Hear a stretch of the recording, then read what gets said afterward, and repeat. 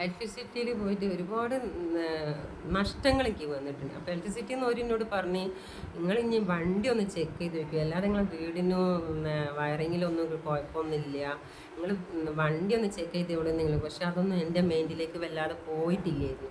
പിന്നെ 2 വർഷം ഞാൻ ആ ക്ലാസിക്കൽ കയറി ഇറങ്ങി വന്ന വ്യക്തിയാണ്. അങ്ങനെ 2 വർഷമായപ്പോൾ അവരെന്നോട് പറഞ്ഞ് ഇനി നിങ്ങൾ ഇവിടേക്ക് വരണ്ട, ഇവിടെ ഞങ്ങൾ ഇലക്ട്രിക് വണ്ടി ഒഴിവാക്കി, നിങ്ങൾ ഈ പരാതിയും പ്രശ്നങ്ങളൊന്നും ആയിട്ട് ഇങ്ങോട്ട് വരണ്ട, നിങ്ങൾ മീഞ്ചന്ത ബൈപ്പാസിൽ SP അവിടേക്ക് പോയാൽ മതി എന്ന് പറഞ്ഞു. പിന്നെ ഞാൻ അവിടേക്ക് പോകാൻ തുടങ്ങി. അവിടെ പോയി ഇങ്ങനെ ഡെയിലി ഇങ്ങനെ നന്നാക്കി പോരും. അപ്പം ഞാൻ ഇങ്ങനെ അവരോട് പറഞ്ഞു എൻ്റെ വണ്ടിക്ക് വാറണ്ടി ഉള്ളതല്ലേ, 3 വർഷമാവാൻ മാർച്ചിലേക്ക് എൻ്റെ വാറണ്ടി കഴിയാനായി.